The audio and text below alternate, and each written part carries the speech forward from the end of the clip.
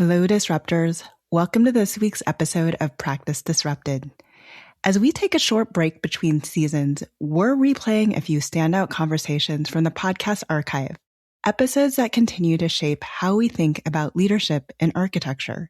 These conversations explore leadership from multiple angles, being recognized for transformative work, leading with values around climate and equity, and finding your own voice as a leader, often before you feel ready. Together, they remind us that leadership isn't just about titles or moments of recognition.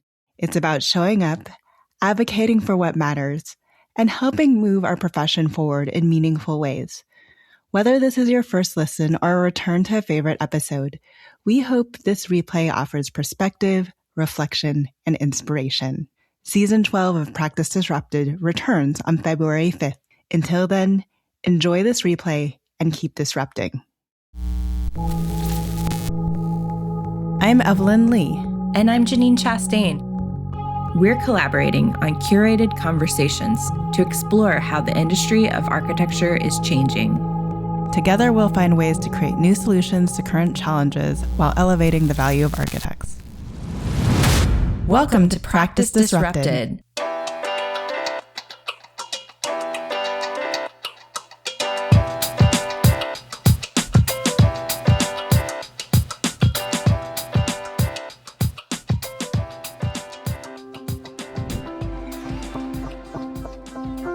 I'm Beau Frail, an architect, he, him pronouns, and I've been really interested lately in the question, where does queer design begin?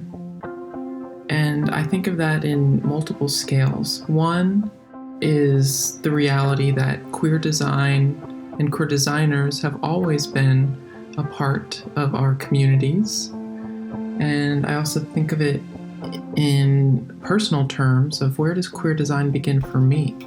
And I think back to architecture school when those two words, queer and design, were so far away from one another, namely because I hadn't accepted my sexuality and I was coming out or letting others in, going through that process in architecture school. And it's only been recently, really within the last 3 or so years, that I've thought about the intersection of the LGBTQI plus community, architecture, design, and community engagement. And one moment in particular that was really powerful was when I was part of a team organizing a design charrette for Austin's first LGBTQI plus center. We had a in-person charrette, and in the room were over 30 architects, landscape architects, community members, all part of the queer community who were there to design something for the queer community. And it was amazingly impactful to be in that room. And that's what really led me to start finding the overlaps and the intersections between my queer identity, my queer community, and design. And I think it's an incredibly important conversation to have because safe spaces are needed, especially in today's climate where trans and LGBTQI plus rights are being attacked in multiple ways.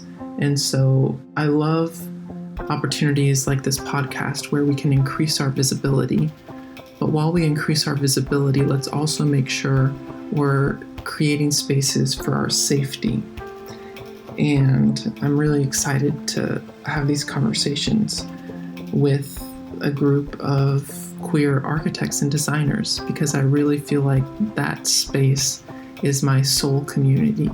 I'm always empowered and energized whenever I get into a room virtually or physically with other queer designers.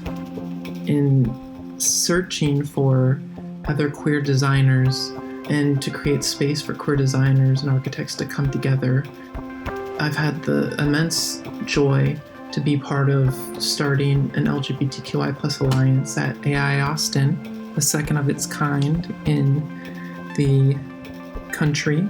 And after I moved to New York, I also have helped start the Alliance here. I'm in the largest AI chapter in our country. So it's really been a joy to connect with queer designers who we haven't always been able to connect with because there's no roster for us. There's no metrics gathering the data on us. And it's been amazing to see the events and community being built through these validating groups. So happy to talk more about that as well.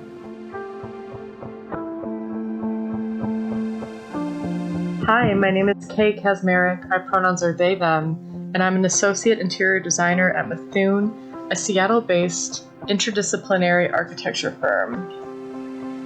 For me, being queer is so much more than just something I associate my identity with.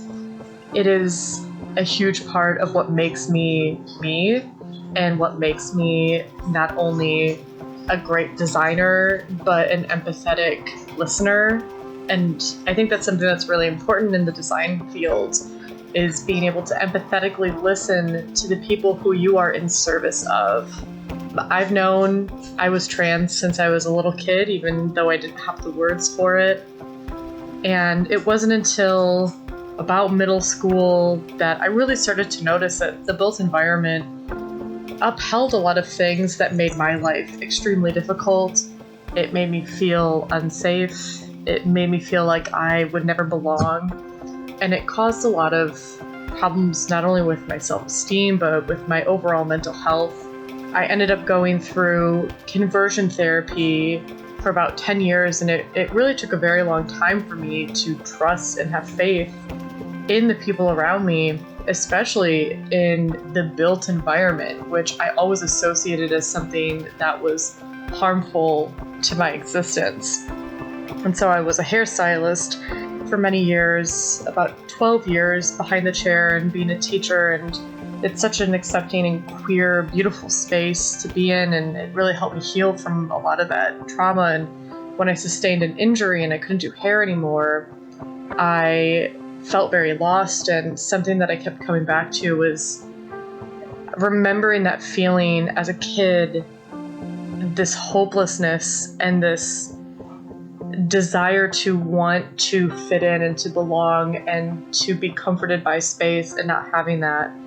And so I was faced with an opportunity that I could be the positive change that I wanted to see in the world. And even if I was having the ability to make one person's life a little easier, a little more barrier-free, a little bit more comfortable and comforting, then I felt like that was worthwhile all of the hardship of being one of the only openly trans people at my firm. So for me, being queer in architecture and being trans in architecture is a radical act of self-love and love of my community. And I really hope that through the research that I've been doing with my R&D, Designing Beyond the Binary, which is studying the relationship between the built environment and gender, that we can start to give designers tools to think queerly. You know, you don't have to be a queer person to empathize and think queerly. So I'm really excited to see where that goes. And yeah, that's kind of how I got into architecture. This is the Practice Disrupted recording for Sarah Nelson Wynich. Think back. When did you come out as an architect? For many in architecture and design, there's this moment or series of moments that you can look back on as the moment you knew you wanted to be an architect. Maybe you were creative growing up or had a friend's parent introduce you to an architect. My journey is not all that dissimilar. I loved to create as a kid and recognized early that walking into different spaces made me feel differently. Yet I cannot reflect on my journey in architecture without also reflecting on coming into my identity. My sexuality as a part of who I am was something I knew early on, but I also quickly learned that who I was could not be because of where I was. Growing up surrounded by largely monolithic voices and perspectives, identity and sexuality was not just something you didn't talk about, you also did not show or feel it. I became driven by this then silent part of me, searching for a place beyond the words and actions of those I was surrounded by. Enter architecture. While I started studying architecture, still not certain if I actually wanted to be an architect. It was an opportunity for something different, for change. It was an opportunity to come into who I had known myself and my sexuality to be. As I became more certain in being able to be who I was, though, I still found myself questioning if architecture was where I was supposed to be. My first internship brought me back to Durham, North Carolina, the city adjacent to my hometown, the place I had intentionally moved away from. The summer was filled with not only spending time in an office, but working on job sites, creating and fabricating. But it was not just these moments of joyful discovery, creation, and learning that had me curious if maybe architecture really was the profession I saw myself in. That summer, I also had my first experience of the profession beyond an office. That first moment to experience community in practice and to begin shaping the definition of community that I wanted to be a part of. It was also the first time I met someone who was out, an architect, running her own practice, speaking openly about her business and her partner. I remember when I first heard this, it was like my brain froze. My breath caught in my chest as I read the room and everyone else's reactions. Did they know? Were there any sideways glances? Could they also know about me? No one missed a beat. It was like my universe exhaled a collective sigh of relief and flooded in a new kind of question. Maybe I could be out in the workplace. Maybe I could chase the not yet discovered dreams. Maybe there was a space for me, a creator, a connector, a woman, a lesbian, in architecture. As many stories go, though, this was not just the end. While I did graduate, move to a large city with a legacy of diversity and queer culture, and get licensed as an architect and have been practicing since then, this moment and the impact of visibility did not just end with that summer internship. In the middle of the pandemic, myself as well as 3 others were asked to join a panel discussion hosted by the Savannah College of Art and Design, AIAS NOMAS chapters. At some point in the panel, we were asked about when we knew we wanted to go into architecture. I shared that internship, that moment where visibility, belonging, being able to see parallels of my own identity through another person changed my trajectory. After the panel discussion, I received a message from a student who I had connected with a few years before. Hey, just want to take a moment to thank you because when I was first introduced to you 2 years ago, you were that first female openly LGBT architect for me. Even though we only met briefly, that had a huge impact on me. While coming out at any point to any person is something I may never become fully used to, it is something that is not unfamiliar. To hear these words from another, to hear a small moment in their story and the impact visibility had for them, is something I never expected. It hit me at my core. Reflections of the past collided with another's moment in the present, and I could not help but wonder why. Why had the visibility of LGBTQIA+ architects not seemed to have changed? And then how? How does that change occur? How can the way I show up be a part of that change? How can visibility through storytelling change not just minds, but policy, practice, and the profession? These were questions I could not shake. They've become a catalyst to not just sharing my story, but creating the space, the opportunity, the connections and community to share the stories of others. Because maybe, just maybe, that person wondering if who they are has the space to be because of where they are or who they are surrounded by might just look up and see this profession and the opportunity we have to be a part of creating the world we are surrounded by is the space for them.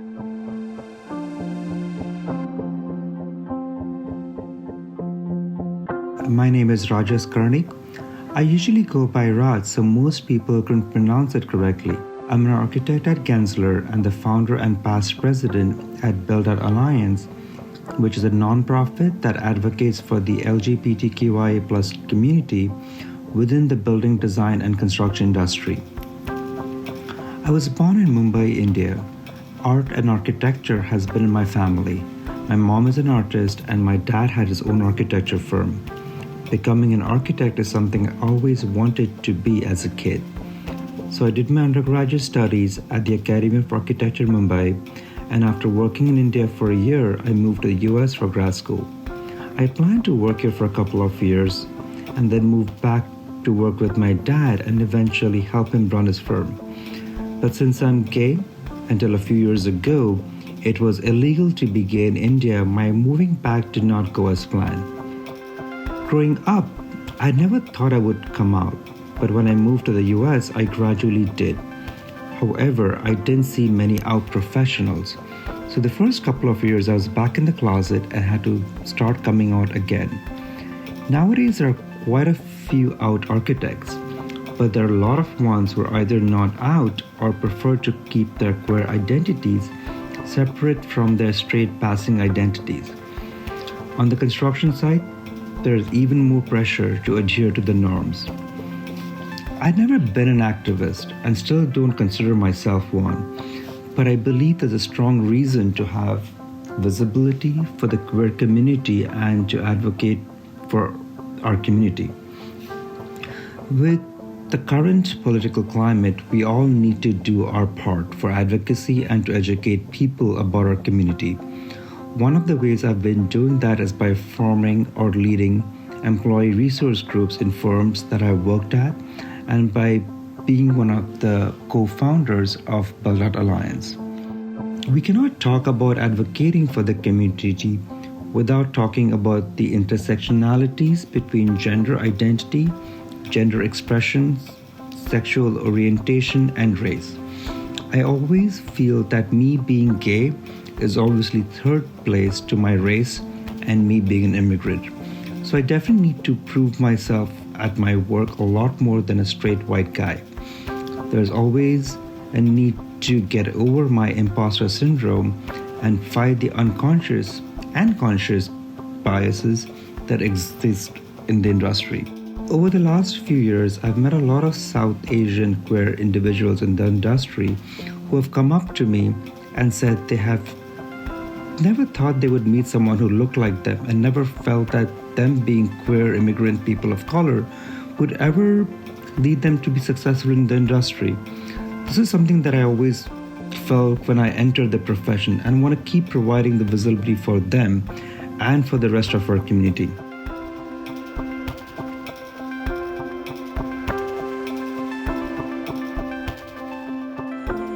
From the very beginning of the podcast, we launched an equity, diversity, and inclusion series aimed at bringing stories like these to the forefront of our profession. These stories aim to teach, inspire, and engage listeners in conversations they otherwise may not have access to. To help us lead the discussion, we've invited Sarah Nelson-Voynich to facilitate the conversation with our guest speakers. Sarah, thank you for joining us. Dedicated to advancing equity, diversity, and inclusion and visibility of LGBTQIA+ architects, architecture adjacent, and design professionals, Sarah is the founder of Pride by Design. As a project architect with HKS Inc. in Atlanta, Georgia, Sarah's professional practice focuses on commercial, mixed use, and multifamily markets, while also amplifying and engaging HKS's justice, equity, diversity, and inclusion work. Sarah has served on the AIA Atlanta Board of Directors and currently serves as the AIA Young Architects Forum Advisory Committee Community Director. Welcome, Sarah. Thank you so much, Janine and Evelyn, for the opportunity to join y'all in this conversation. Thank you to all who are listening and to the three others I am joined with today for your time, for your energy, and your visibility. Let's start with a round of introductions. Kay, can you kick us off? Yes, hi, my name is Kay Kasmerick. My pronouns are they, them, and I am an interior designer at Methuen, which is a Seattle-based interdisciplinary architecture firm. All right, Rajas, let's go to you next. Hi, I'm Rajas Karnik. My pronouns are he, him, and his, and I'm an architect at Gensler. I'm also one of the co-founders and past president at Build Out Alliance, which is a non-profit organization that promotes and advocates for the LGBTQIA community within the building, design, and construction industry. Thanks so much, Rajas. We're really glad you're here today. And then, Bo, can you close us out? Yeah, I'm Bo Frail, an architect with my own consulting practice, Activate Architecture, and I'm also a project architect at Fox Studio. I've been involved in a few EDI-related groups, including helping launch LGBTQI+ alliances at AI Austin, and now, more recently, at AI New York. Fantastic. Thanks so much, Bo, and thank you again to the three of you. I'm really excited and energized by this conversation today. So as of the day we are recording, Practice Disrupted has now recorded and released 116 podcast episodes. The last Voices from the Future of the Profession episode highlighting LGBTQIA+ professionals was episode 16, recorded in 2020. Since then, major legislation such as Boxton versus Clayton County has passed, providing protections against discrimination on the basis of sexual orientation and gender identity. Local alliances within the AIA in Dallas, Austin, Boston, and Georgia, as well as New York, as Bo just mentioned, have come together in advocacy and community. The AIA has expanded the definition of gender identity within demographic reporting. NCARB has incorporated pronoun usage into profiles, and recent reporting from Gallup indicates that nearly 20% of Generation Z respondents identify as LGBTQIA+. And this is only to name a few things in 3 short years. Yet at the same time, the number of anti-LGBTQIA plus bills and legislation introduced each year has not only increased in quantity, but in proposed policy to not only limit, but erase equity and inclusion for LGBTQIA plus people, particularly those who are transgender or non-binary. This is a time when those newest to the profession not only statistically encompass a broader spectrum of gender identity and sexual orientation, but those currently in the profession and in the communities many work and live in wonder if everything from healthcare to recognition of authentic name and identity will remain inclusive and equitable. This conversation and the inflection point that our communities and the profession currently stands at represents not just challenges, but immense opportunities to continue moving towards more joyful, just, equitable, and inclusive futures. So to start our conversation today, I'm curious to first take a step back and hear from one another. In listening to each other's stories, any takeaways that anyone would like to share today? And this is open for anyone to jump in on. Sure, I can go first. I mean, I was listening to Bo's story about designing a center. Was it an LGBT center or something? I forgot exactly what it was. But having a group of architects that are just LGBTQIA identifying, I've never seen that before, and that's just like. It was just like, wow, I wish I could have been in that room to hear about what people have in terms of ideas. Like, I've seen a lot of projects that are designed, like the AIDS memorial that was designed in New York, and like the team was all cisgender straight people, and they never really felt the need to take into account LGBTQ voices. To see something that was designed and with LGBTQ architects together, that was pretty inspiring. Yeah, I definitely agree, Raj. And I think one thing that really stood out for me between, I think, everybody's stories was really this overlap and this intersection of design and your identity and your sexual orientation, and kind of how those have increasingly and over the course of your lives and your professional practice really started to come closer and closer together, and not even just intersect at these tangential points, but really actually become intertwined. And I thought that that was really impactful. I remember there was a question in a queries survey a couple of years ago that, asked who's your queer design icon. And at that moment in time, I was like, well, I don't really know. It's the one or two people that I'm able to look around next to me and kind of see where they sit. But I think really to start to hear just between the three of us that tide is continuing to change and shift, and the visibility is shifting not only in who people are as people, but who we are as designers and what we are able to bring into the profession and our communities and the work we're working on. I think that really stuck out and resonated to me on how much of a shift has occurred. And it's really interesting the way you said about the queer icons, right? It's like a lot of like iconic architects that we actually look up to who have been queer actually were closeted and or racist. So we really, even though we might like their work, we cannot really give them the respect for who they were as people. Yeah, that's a great book. Go ahead, Bo. I'm curious your thoughts. Yeah, well, I think from listening to everyone's stories, I think and it really is an undercurrent, I think, with just LGBTQI plus queer people in general, is sort of the struggle, right?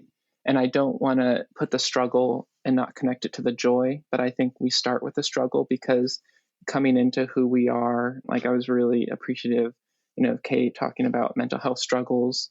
I mean, I definitely resonated with that struggling. And I feel like because I was coming out while I was in architecture school, it's kind of like reconciling who I was to what I was doing and when will those things intersect, which happened much later in life. And I thought it was really beautiful too. Like Kate, you said, like it's really about a radical act of self-love, right? When we get to that point where we're accepting of ourselves, we went through the struggle. And I think when you were saying like if we can make at least one person's life more comfortable, my first thought was like, well, at first it's like it's our life that we're doing that or more accepting, or if we do that for ourselves first, and then like even Sarah, how you saw that one person who is out in architecture, you're that first, right? Maybe that's your first queer icon, perhaps. But seeing that it's such a beautiful synergy that we can build on one another. And I think that's why when we're in those rooms with other LGBTQI plus architects and designers, it's powerful. I think intersectionality, like Raj talked about, is so important as well, because I've seen this, and I think I'd love to talk about privilege during our time here together too, especially for those of us who are cisgender and white, because we struggle as we're building these communities and groups to make sure we're inclusive and to make sure people feel invited, because especially groups like the AIA haven't always and still aren't reflective of the community at large. And so, I think there's a lot of dismantling we need to do, and rebuilding and restructuring.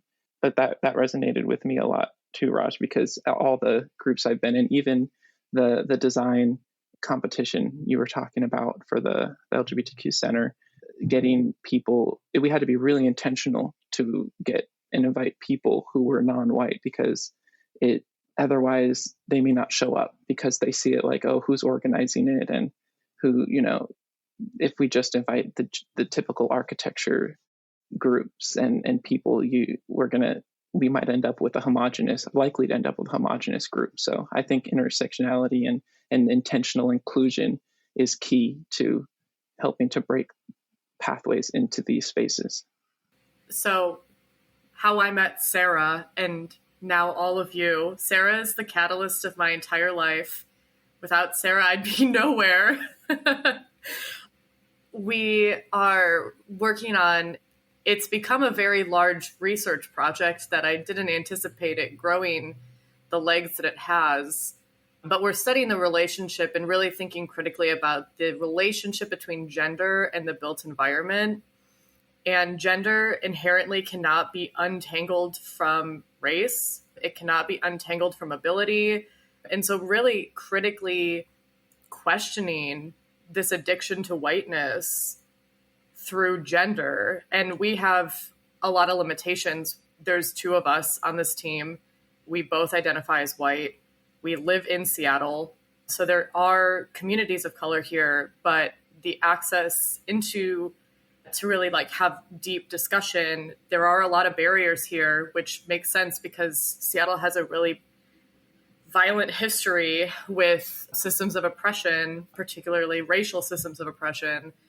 And so it's something that we're hoping to, once this next phase is done, what's the next step to looking at it through a different perspective?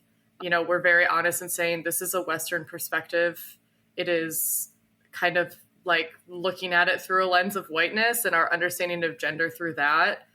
And it's a step in a direction, but we know it's not the only step. There's a lot of steps that have to happen. And I see that a lot in architecture in general, is this idea of who is an architect and who belongs in spaces. And when we look at it through a gendered lens, it's very much, we think of pale, male, and stale is my go-to phrase for who's in architecture. And so just through this gendered lens of sometimes the conversation is we don't have even the diversity in a binary gender lens. And now we're coming in being hey, my trans body exists here too.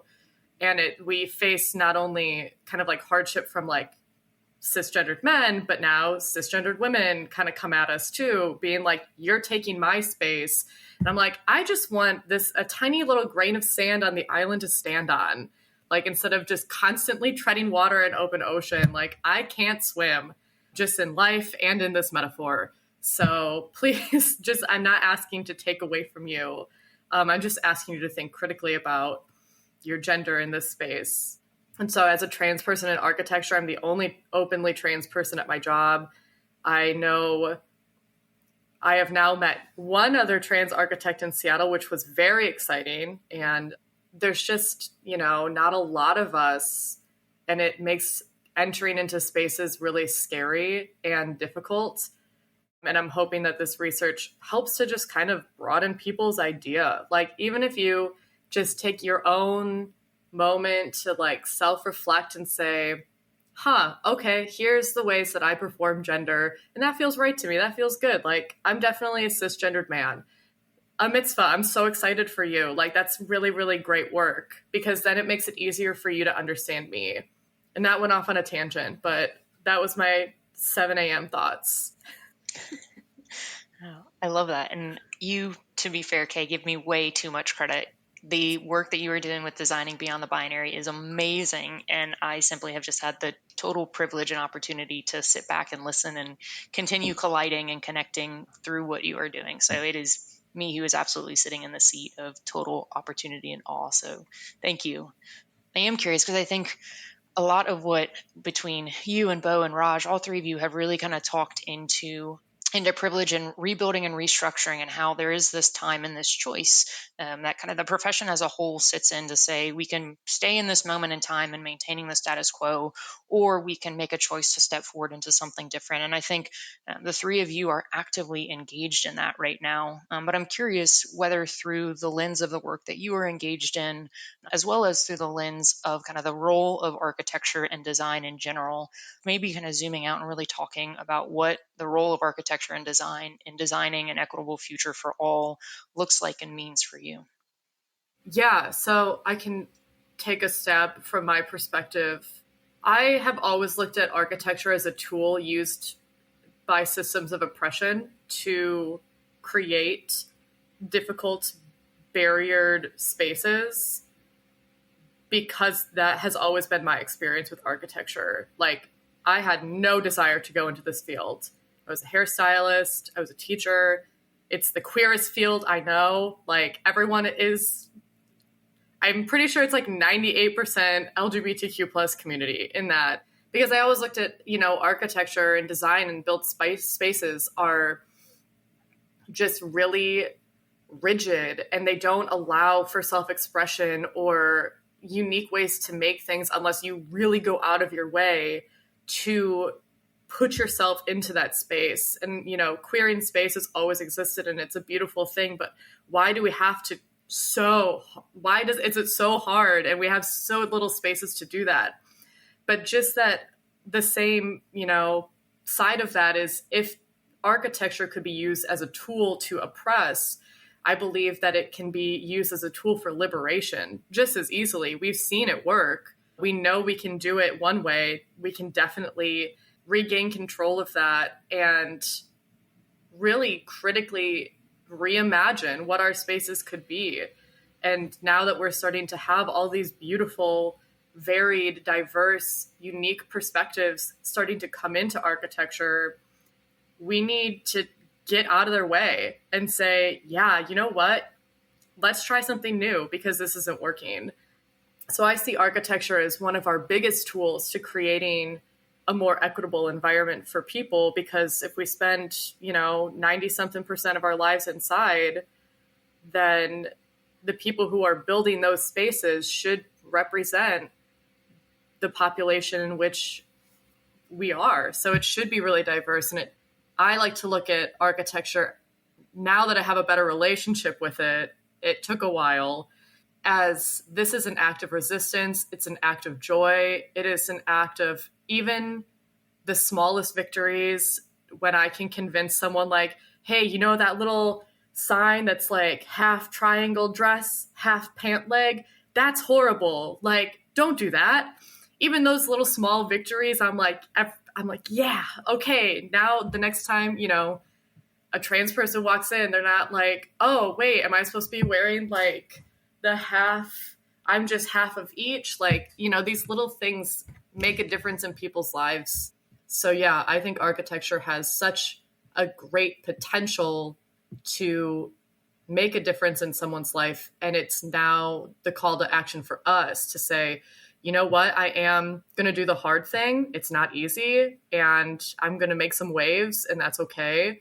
And I am okay being known as the loud person at my office, and I'm okay being known as the person that is not going to put up with your whatnot.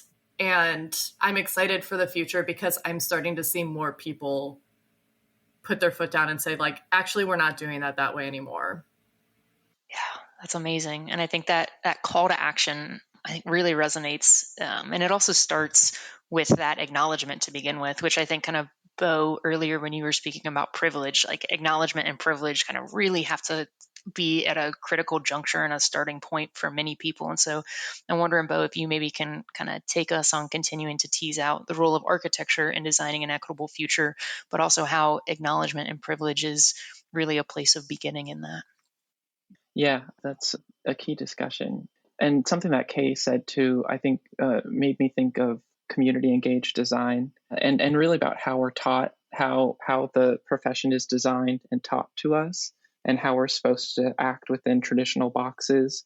And so I really like the idea of like hacking the system to produce the best futures for ourselves, or dismantling the system might be a better word to use. And I think there's a lot of, depending on, I guess, where you enter the profession and kind of your trajectory in it, you can really be at a place of affecting it if based on kind of your privilege in those spaces. So I think about like, maybe my path in the AIA was a little smoother than other people who might be met with bias and prejudice. So when I'm in an AIA space, for example, this is just kind of a minor example to share.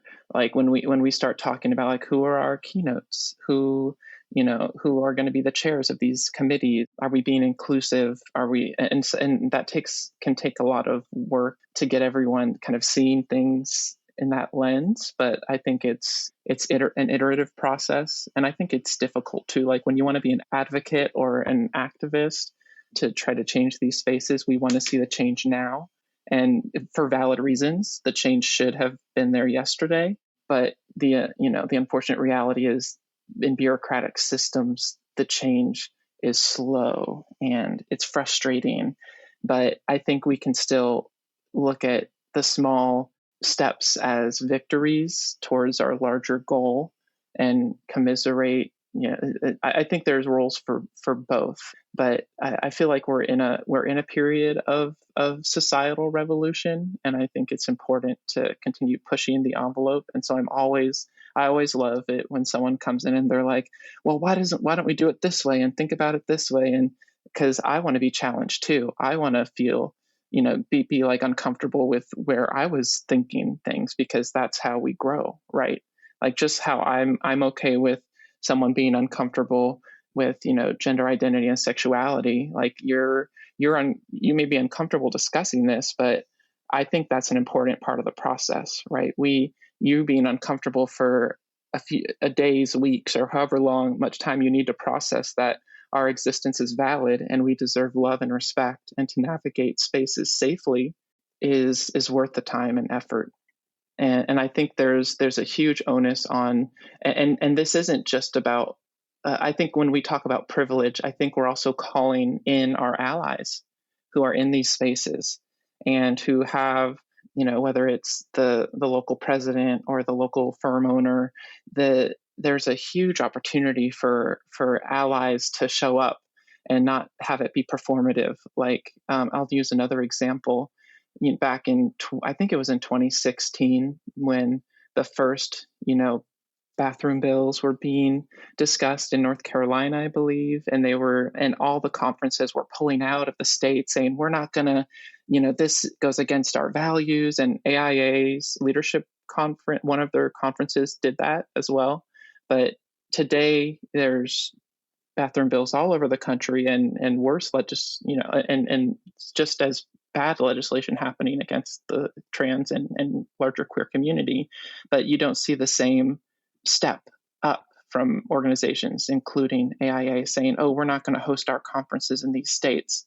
That it gets to a point where actions, 5 or so years ago seemed performative, and it's not really stepping up alongside the queer community when we really need allies and advocates the most.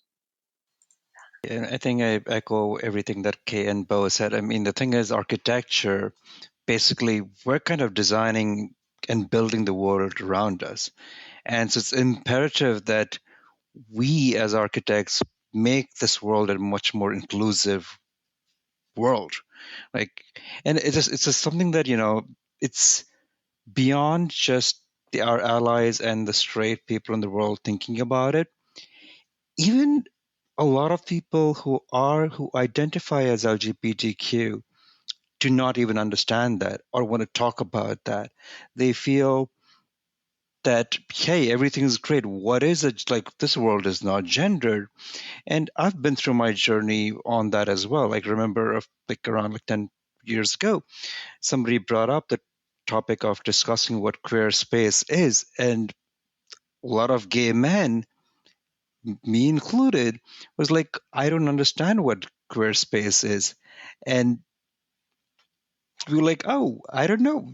And so it took us, I think I had to take myself on a journey to really read about it and like listened to people instead of just dismissing any of these ideas that were coming up like a long time ago. And that's a journey that all of us, including everybody who is queer, need to be listening more and just not talking about who we are. Because as a gay man, like as talking about privilege, as a gay man, as a cisgender gay man who has been successful at what I'm doing, I have the privilege as well. And I need to make sure that I recognize my privilege and use that privilege to make sure that everybody around me, I'm able to help them get to where I am. We got to pull everybody up with us. Yeah, absolutely. I had a conversation fairly recently with someone who had come into kind of their own awareness of realizing that, and I don't remember if it was on gender or if it was on sexual orientation, but this individual realized that for most of their life, it was something they never had to think about. And then they were having a conversation with a colleague and a peer who was like, I think about this every single day because almost innately I have to. And I think there was kind of this collision and this aha moment to recognize that this individual, had never recognized or realized that this was something that they had to be aware of. And I think that was that collision, that moment of realizing their privilege in how they exist as a professional and how they exist in design. And I think it was really one of those incredible moments to just see somebody's own journey and development, see kind of where they could be in just that small step forward to recognize, wait a second, I might not be aware of this, but somebody else might think about it every single day because of how it impacts them. I think that really, really spoke to me to kind of hear and see that directly from this person. So I think maybe to kind of keep on a little bit of a theme that was mentioned, I wonder if maybe we can go in and talk a little bit about allyship and kind of continue that thread of how both individuals and organizations can be better allies to the LGBTQIA community. I remember hearing, I was at a poetry reading one time and somebody performed a poem talking about like having an ally card, and that your ally card could be revoked if you're not like living up to the, your values that you're saying you're going to actually step in. And I think with allyship too, I'll just leave a little note and then I want to really hear from others, but allies, that there's a lot of intersection here as well, right? And when I think of the intersection of like, how do we get to just and equitable futures for LGBTQI plus people is the same direction we need to be going for equitable and just futures for people of color and for women. Like it's not like these are all divergent places to end up at. It's a convergence and like there's a synergy. There's just like a co-laboring towards these spaces. And so I just want to put that into the mix because it's not these kind of separate vats we're working in. Yeah, I like that as a visual, Bo, because I think it also really reinforces allyship as a continuum, and that it's not a single time of the year. And I think that there's amplification that is definitely appropriate throughout any course of the year for any identity groups and any individuals. But I think really allyship as a continuum to say there is a constant step forward and a constant movement in a direction of towards that just and joyful future. And whether that comes in the form of education, whether that comes in the form of outreach, whether that comes in listening, in making changes to policy and practice and business models, I think that there is always this continuum of allyship that just continues to build and improve and work towards that just future. Yeah, one of my favorite moments of allyship I experienced at my job was I had a coworker after a meeting come up to me and like check in with me and was like, "Hey, I was uncomfortable with what was said there. Like, are you okay?" And I was like, it didn't even dawn on me because it just happens all day, every day. And I'm like, oh, right. Oh, yeah, that's messed up. Like, I kind of forgot. I'm just so used to being just kind of like, this is my norm. And they were shocked, like, to their core. They were like, wait, oh my gosh, yeah, like you probably deal with this all day long. Like, and we ended up having this like 45-minute long conversation in the little hallway leading to the bathrooms, which was such a fun place to have it because people kept coming in and out of the bathrooms as we were talking about like gender equity, which felt very topical. But it was such a beautiful moment for me to just have a really authentic, honest conversation about it. And, you know, this individual didn't maybe know the tools and they were like, okay, well, like, can I ask you these questions? Like, what do you have the space to answer these questions? Checking in and just saying like, okay, I understand better now why this maybe doesn't like affect you the way I thought it was going to because you're so desensitized to it. What can I do next time? Like, what makes your lived experience easier? Like, should I call out in the moment? Should I have a conversation afterwards? Like, you know, that kind of checking in, because I think sometimes that immediate call out culture puts me at risk and makes me feel uncomfortable. And I'm like, that conversation doesn't always have to happen in a large group of people, especially if it's not like targeted hate speech. Maybe it's just someone that said something without thought, or maybe didn't understand what they were saying as being like inappropriate or a microaggression.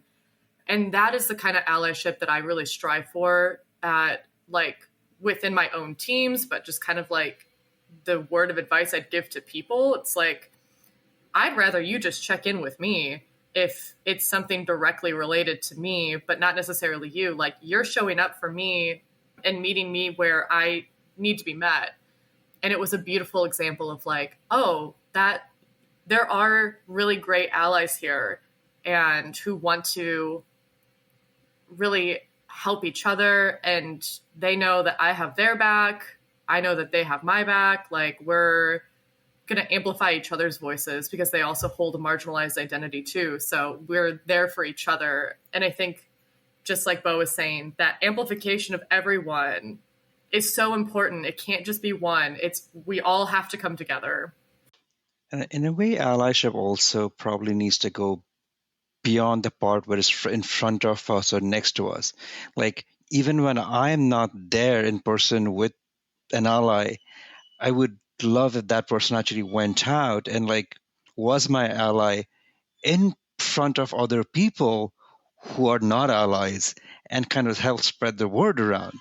An example is of a friend of mine, and she had organized a panel discussion for like women, and she reached out to me. She's like, hey, I have this panel discussion of women, but like the part we're missing is a trans woman, because why would I have a panel of women without including a trans woman? I was like, that is a true ally who actually thinks about these things beyond when I'm around her. And at the same time, we need to make sure that we invite allies into our world as well. There are a lot of LGBTQ employee resource groups that we have in firms, and a lot of those end up being like, "Hey, this is a bunch of LGBTQ people discussing issues," but we need to invite other people into it.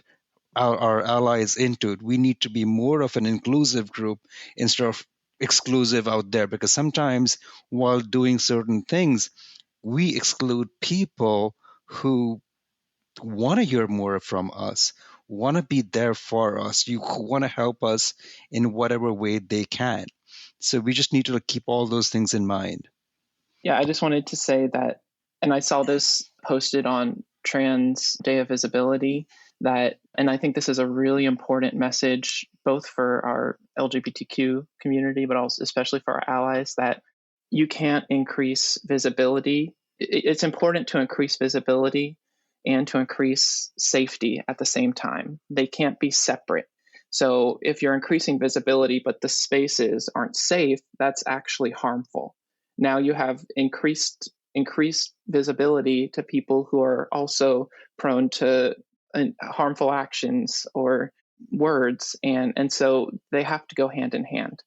And what this looks like is we need action-oriented goals. I think the value statements are great. It's a great place to start, but it's similar to like a lot of companies when they had Black Lives Matter statements. If they weren't followed up with actions that they were taking and that they were committed to taking over the short and long term, the value statement by itself sounds hollow and performative. So we really need an increase of visibility as well as an increase of safety, which includes spaces, which includes how we talk about and who's in the room talking about these things, making sure we're being inclusive of the queer community. And yeah, so that's, I think, a really important takeaway for allyship.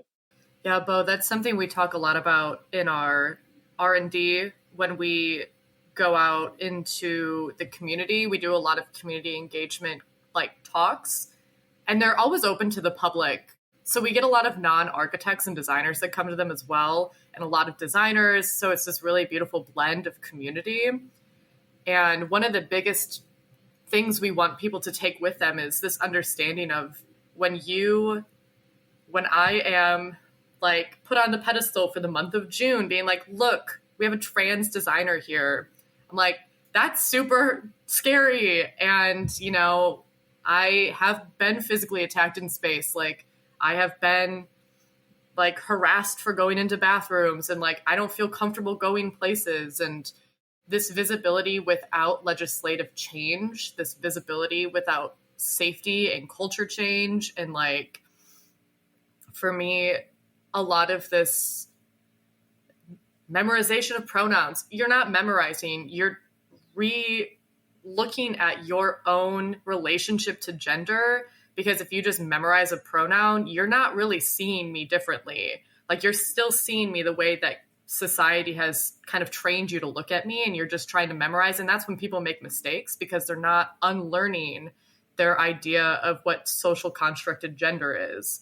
And so that's a point we are always trying to hit home of like, yeah, you can amplify our voices. We need that. But also, and please create safer spaces. Like, please fight back on harmful legislation. Like, the more visible I am, I become very aware of the fact that like that kind of puts a target on me, and it makes me nervous. And like, I'm very, very fortunate to live in a city like Seattle. I could not be doing this work back home in Chicago or Milwaukee, where I grew up.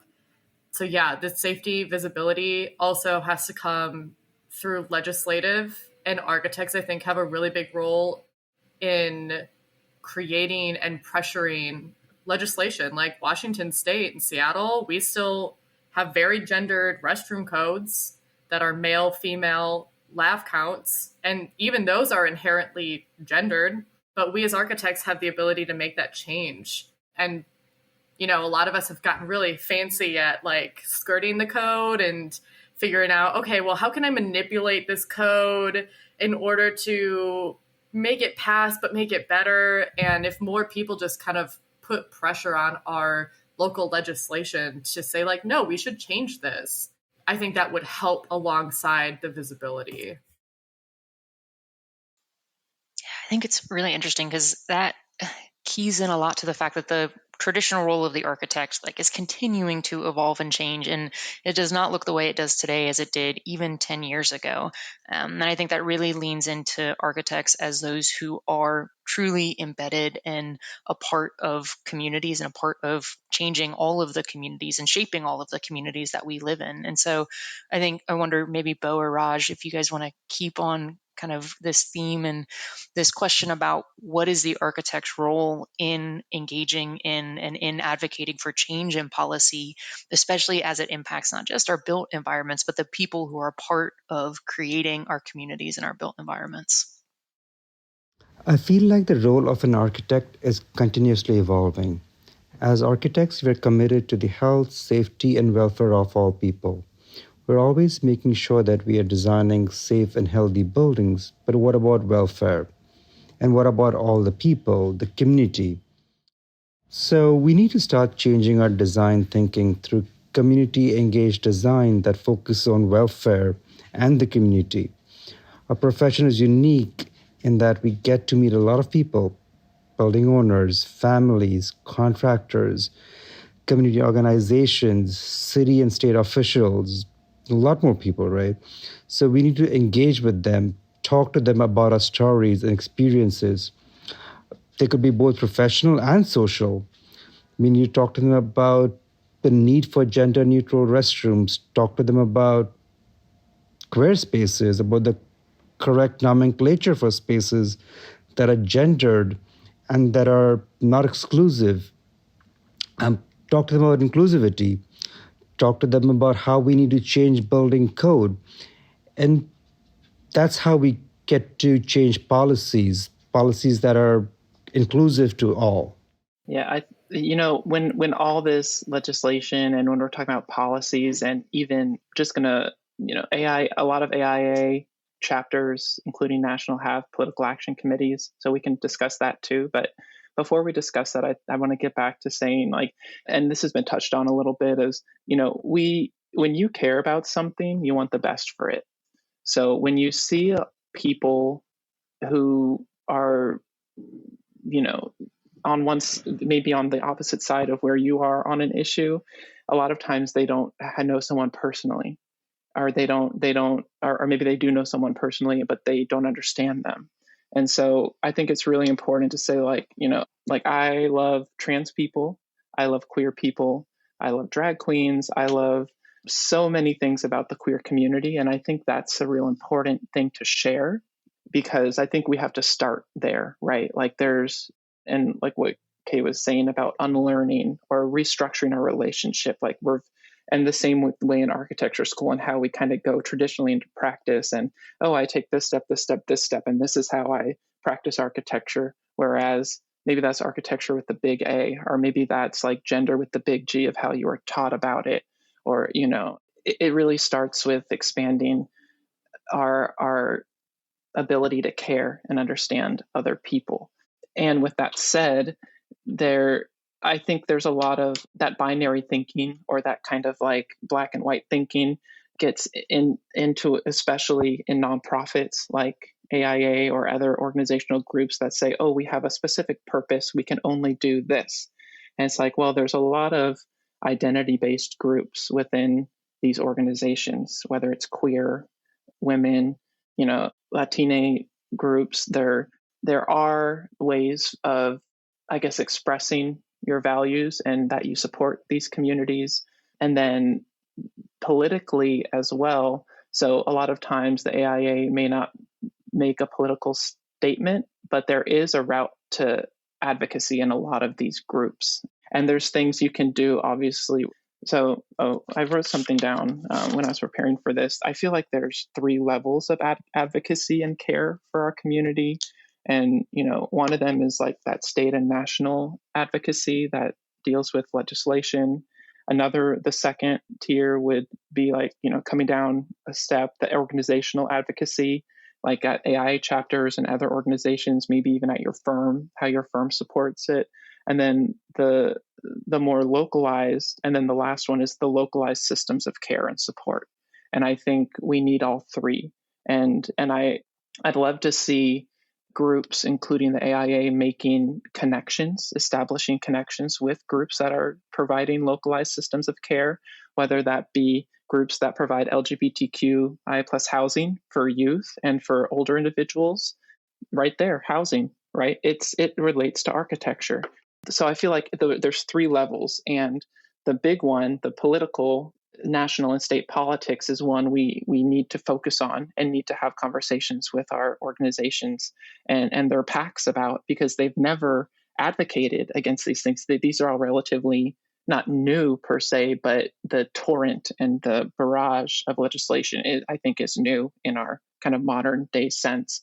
So I think it's crucial to have these conversations, and we've been having them with Texas Society of Architects and their PAC just recently, and it can be a struggle because they operate to advocate for architects, and you're like, well, what about our architects who are trans? What if they're being targeted? So it's going to make it so they can't practice in Texas. There's going to be no safe spaces for them in public to when they need to navigate public spaces. What if they take away their healthcare, their right to healthcare? Can you really see a state without trans architects, without queer architects? What if they don't allow they revoke same-sex marriage and you have to go to the next state over to get your marriage license? People have been losing projects because families are moving out. They want the best for their kids. They want the best for their families. We're losing clients. We're losing projects. So I think it is inherently connected to architecture and business, which is sometimes the route you need to present them with as well. Like, oh, it's a human right, but also, the human right may be politicized and be polarized, but at the end of the day, we're talking about basic human rights: access to healthcare, housing, discrimination-free workplaces and organizations. So there's a lot we need to do there, and this conversation, I think, is a newer one. So yeah, I'd love to hear other people's thoughts on this, because it's kind of, we're just starting to navigate this. But I think going back to like making sure the localized systems of care and support are crucial too, and that we're supporting them and maybe aligning our organizations, what kind of architectural service might those groups need, or can we uplift them, fundraise for them? There's routes to supporting this work versus the kind of probably longer iterative process of trying to get our organizations to make a political statement or reorient their PAC to fighting against this legislation and promoting pro-LGBTQI plus legislation. The other thing I would add is like a lot of times we talk about creating the architecture office as a safe environment, right, for everybody. But then what we don't talk about is like what happens on site. Like most projects, like you've got like 20% of the time that you're doing the work in the office, there's another 80% that the architects are actually on the construction site, which a lot of times is not the safest places of work. How many times have we seen graffiti on the site all the time? It's like beyond like the people who are actually working on site, like it does definitely make us as architects very uncomfortable being there as well. Stuff like things written on there, sketches of stuff. It's like, and I know I have, like whenever I've been on site, like because I've been in that position, I will take a picture of that, add that to the punch list saying this is there. That way the owner knows that it's all on record that this stuff is happening on site, and it is for the CM to make sure that they get some action there, because they got to close off that punch list thing. So, or if I do put that in a field report, they're going to have to respond to it. I wonder, Raj, if maybe, and since you had mentioned in being on site and in recognition that architects don't just sit in an office, and I think less and less will continue to as the profession continues to define itself, Build Out Alliance captures and encompasses AEC, the architecture, engineering, and construction industry holistically. And I wonder maybe if you have any observations or any experiences that you could share with regards to branching beyond architects from an organizational level, and an organization that is advocating for and supporting LGBTQIA plus professionals across the holistic AEC industry. Sure. So yeah, when Build Out Alliance was formed, like this was like around 2018, it actually kind of happened very organically, because I was at a firm, we decided to march in pride, and we we're like, okay, we are like 20 of us, we've got like this 100 people or 200 people who are allowed to march. So we just invited people, and people through the entire march were like, well, why is there not something for the industry? So we kind of ended up forming what is now Build Out Alliance.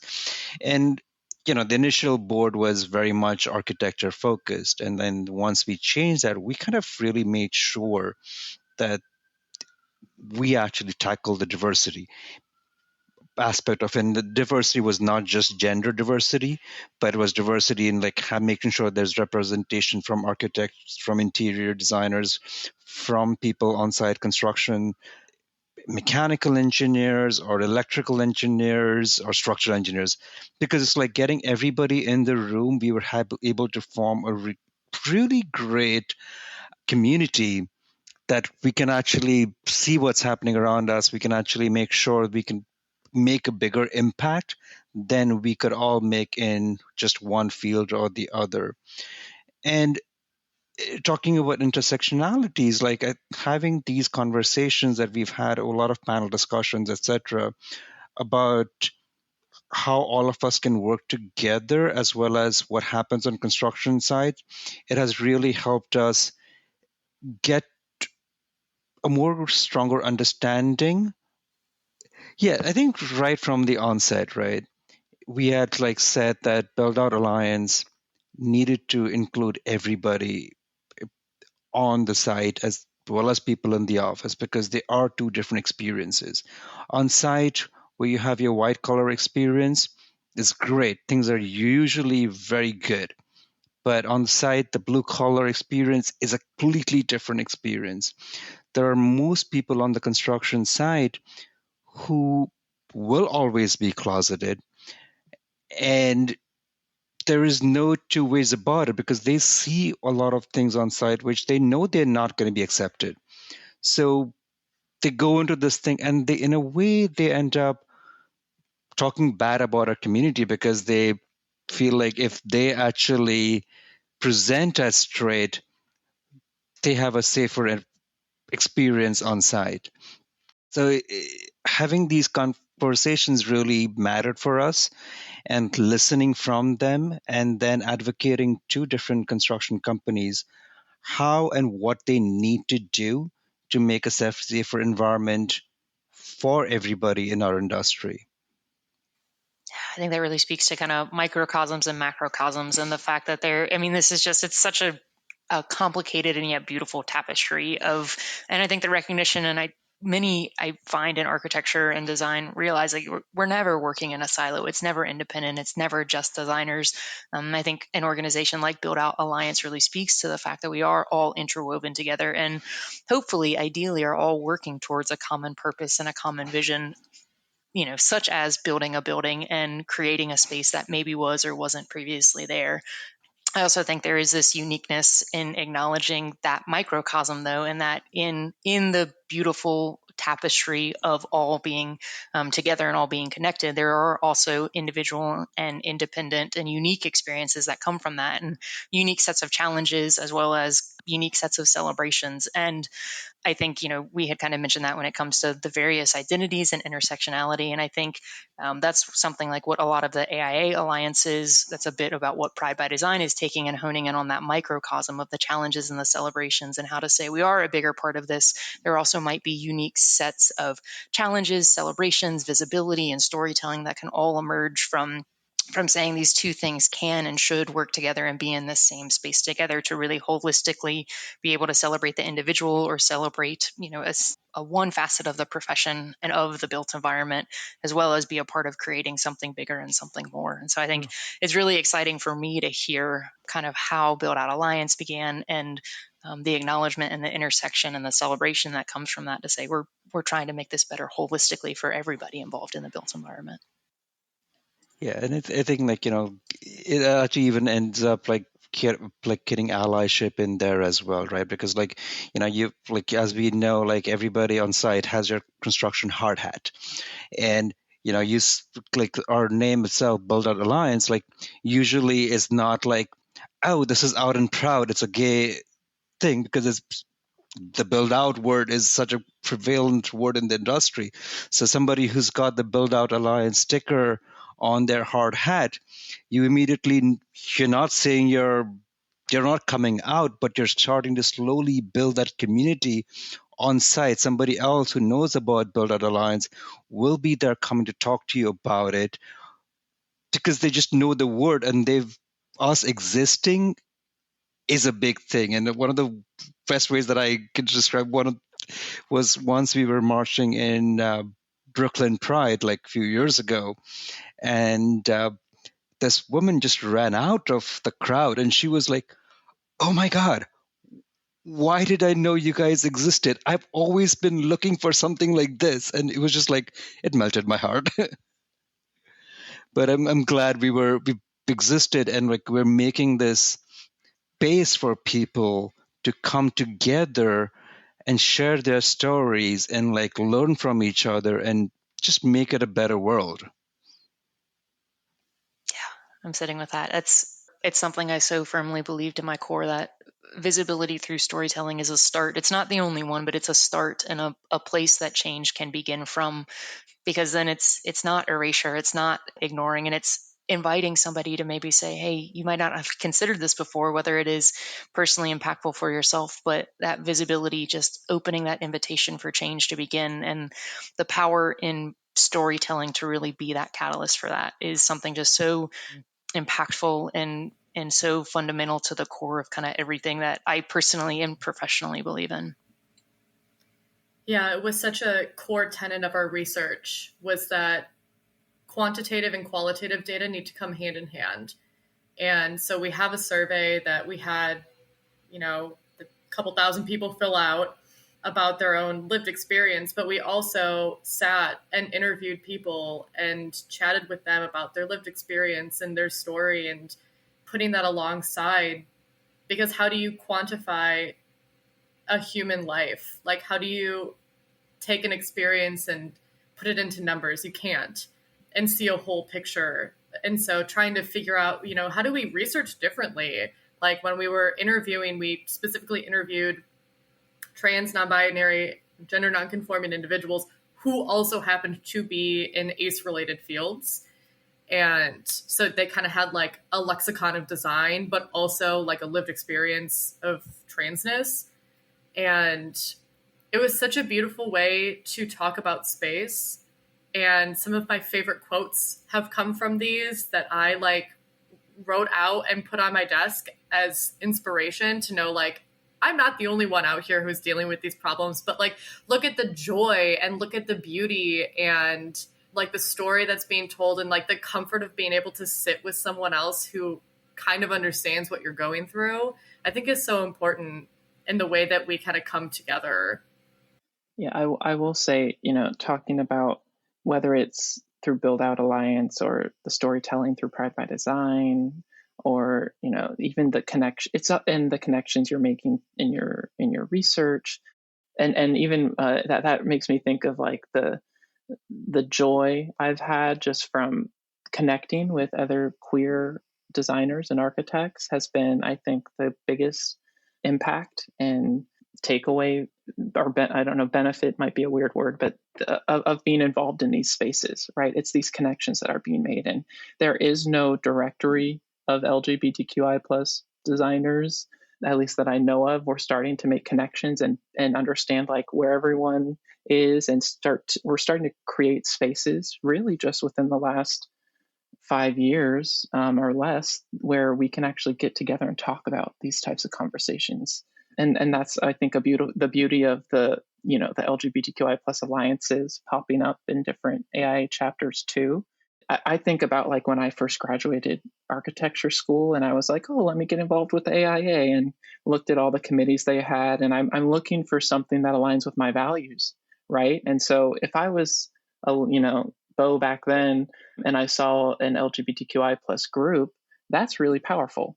I'd be like, oh, they care about conversations and topics related to that part of my identity. And that's something, like I said in my intro, queer and design used to be so far apart from me. It used to be like the queer was the repressed thing that I was struggling with, and leading to self-harm and that difficult struggle. And then design was the other part. And now they're merging and overlapping and intersecting. And it's really beautiful and powerful. I always feel, as including this recording included, I always feel empowered and energized when I get in a room or space with other queer designers. So yeah, just thank you for that. And yeah, I think that's the spark of joy that I always like my soul communities. Like I feel like there's different groups that I feel like connect with, and I feel like this is one of my like soul communities, right? The architects and designers who care about equity and justice for not just queer people, but for all of our intersecting groups as well. To add to that, I think a lot of the part, like, a queerness for the longest time had been associated with who you're sleeping with, and it wasn't really part of a true identity. So there was a part that you kept your queerness back at home in your bedroom and you never spoke about it. But our queerness defines our identity, and it is important for us to talk about that, because that helps us show our friends and our coworkers who we are as people. It makes us stronger designers. It makes us stronger architects. It makes us stronger people. And now that we can openly talk about our queerness and our gender identity, our gender expression, we can openly be who we are. We can be more successful at what we do. I am tearing up hearing you say that, Raj, and everybody, because I think if you had asked me 6 years ago that I would be sitting in a virtual room with people from all across the country having this conversation, and for the first moment probably in my professional career, not feeling my heart stop every time somebody said the word queer, I would have called you a liar. And I would have said, no way, that's never going to happen. That can't possibly happen in this world or in this profession. It's why I left home. It's why, I didn't move back to my hometown, and I had supportive parents. I had something that I never, many high school kids don't have. And I think though, to sit and to be a professional and to be 6 years into practice and to realize, wait a second, like we are having this moment in this conversation, and to see that since coming into my identity and welcoming my peers and my colleagues into who I am, I have as a person thrived and only just succeeded since that moment in time. I think it's amazing, and it has me excited, and it fuels me every single day to say, how am I continuing to show up to make sure that this is not just different for the 4 of us or the 6 of us in this room right now, but it's different for the 10% of the people in the profession and the 20% of new graduates who we hope are joining the profession and saying, like, this is your space as well. And the communities and the buildings and the spaces and everything in between that we create will only be better because you are here, and you are here fully as yourself. And here's how we can continue to pave that way and make it here for you, make it a space to belong. So I'm so thankful for this time. I don't know if anybody wants closing thoughts or if we want to do a wrap-up question.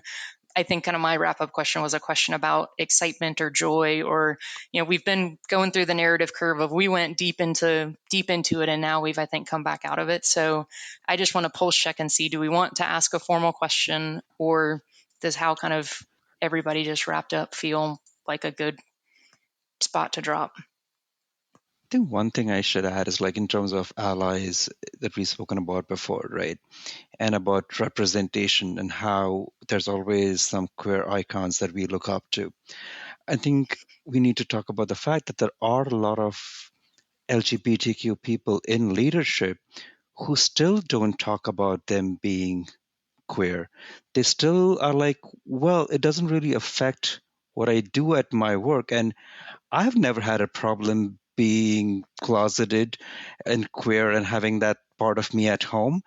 I've still been successful in my career, so why do I need to talk about it right now? And I've had conversations with some of these people, be like, no, you need to talk about it because you have been successful. Yes, you may have had the privilege that got you there, but you being there and visible, you being a visible part of the community, there are a lot of other people who are going to look up to you and be like, yes, that person's there. Now I can be myself because I see myself in that person. And that's why, like, people need to be out and talk about their life so that others can, like, look up to them and actually feel safer to be out. And based on what you just said, Raj, because I think that that is very, very important. And I think that that kind of brings back this tangibility to a lot of what we've talked about, which maybe that is something that I kind of want to wrap us up and close us out with, is kind of the tangible. And so I think to phrase that into a question to each of you, I'd be curious, what would you hope that those listening to this episode and who are joining us today really take from this, whether they have just entered the profession or whether they are leaders in an organization or in their respective firm? What is one thing that you hope people can tangibly really hear and take from joining this listening and podcast today? I think we can understand that things have changed over the last 10, 15, 20 years, right? But we need to know and talk about the fact that even though things are changing for the good, at the same time, there are all these forces that are not comfortable with this change and are pushing us back down every day with all the legislation that's happening in Florida. The fact that Pride in Florida is now canceled. The fact that earlier this week, I heard that Target decided that they're not going to have LGBTQ things to sell in the front of house. It's like those kind of things. It's just like, what is happening? So we do have a lot of things to still do. And all these things need to come from top down as well as from bottom up. Like firms and leadership at the AIA and everything needs to do their part, and we need to do our part as well. Everybody needs to, like, know that everything they do comes from a part of power. Everybody, whatever small privilege we have, we need to make sure that we exert our privilege every day. And beyond that, we just have to be hopeful that things are going to change.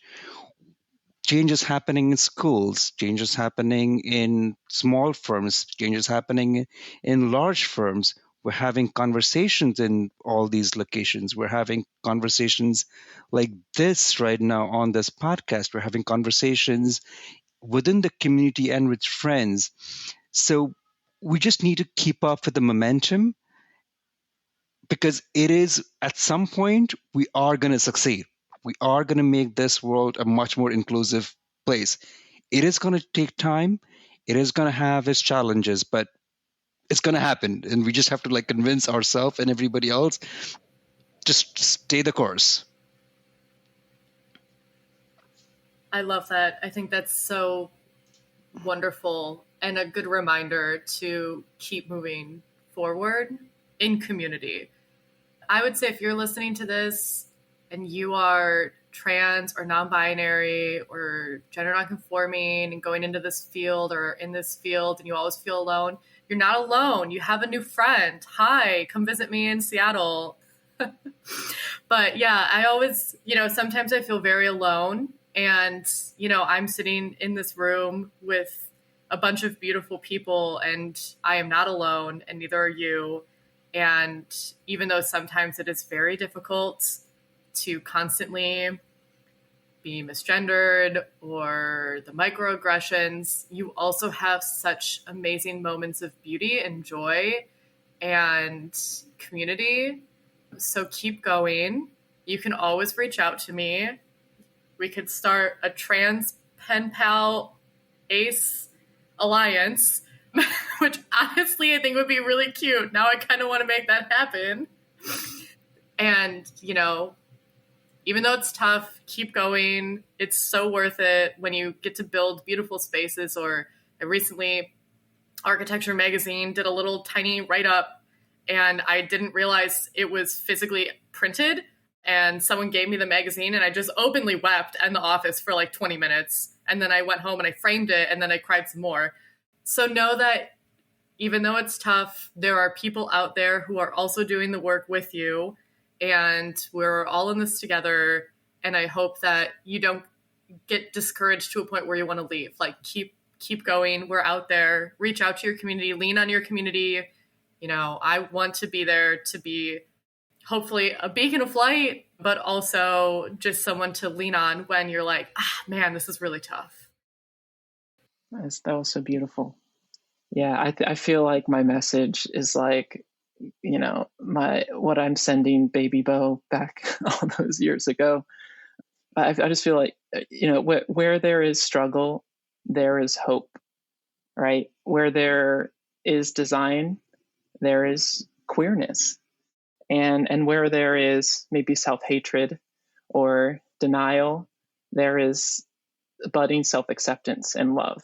And so if I can find a way to love all parts of myself, I can extend that love to you and let you know that you are loved, right? As RuPaul says, if you can't love yourself, how the hell are you going to love anybody else? And we're here in the profession, right? And we're not leaving. So we're hopefully creating spaces and carving safer spaces for everyone. And connect with us. We have physical groups now that didn't exist 5 years ago. So there's ways to connect with your groups. We do virtual events too. So if you feel like you're in a small city and you're the only out visible person connect with our virtual panels, connect with our virtual get-togethers too. There are, if you're close enough to travel to one of the city's Pride events, do that as well. There is hope. And I think the only kind of final thing that I'll add in closing is that if you are an ally or a firm leader or somebody who is here who wants to show up but isn't quite sure where to begin, also please reach out. I think if anything, I am always the person who would rather have the question asked and start to have a conversation than to work and operate from this place of fear because you don't know. And I think if anything, we all have opportunities to learn and to grow and to be together in this always and all the time. And I would absolutely love and cherish the joy to walk through this profession and everything that we do with one another instead of always staying separate and at a distance. So please reach out if you're listening and have questions and aren't sure where to begin. There's always a place to start, and sometimes it's just a conversation.